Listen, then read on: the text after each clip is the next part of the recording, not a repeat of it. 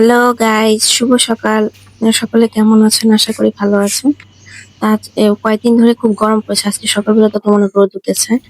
উষ্ণ সকাল হয়ে গেছে, তো উঠবে, স্কুলে যাবে।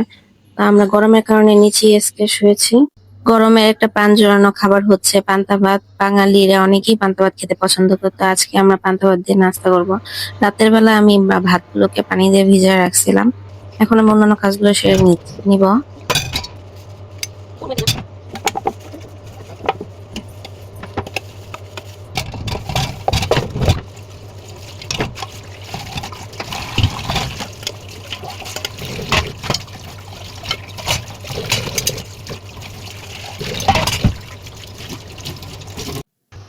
উষ্ণর জন্য আলাদা করে নাস্তা বানিয়ে নিচ্ছি, কারণ এত সকালবেলা তো পান্তা ভাত খেয়ে স্কুলে যাবে না।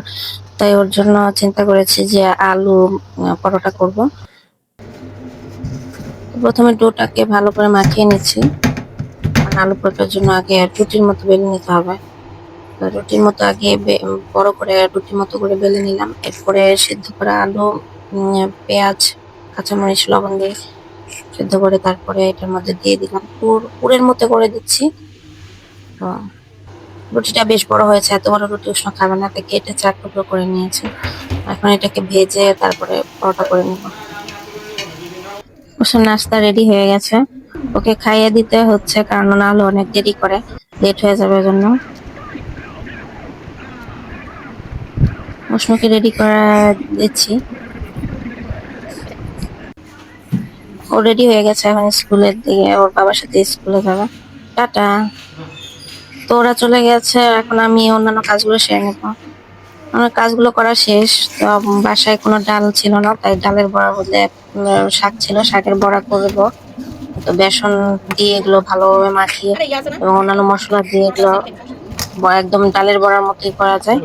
তো এটা আমরা মাঝে মধ্যেই খেয়ে থাকি। এটা হচ্ছে কলমি শাক, তো কলমি শাকের বড়াটা ভালোই লাগে।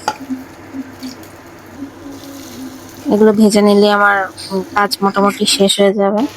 তো এগুলো একটু পুড়ে গেছে, কারণ অন্য কাজ করতেছিলাম, এই জন্য এগুলো পুড়ে যায়। তো আমাদের কমপ্লিট। এখন ডিম ভেজে নিচ্ছি।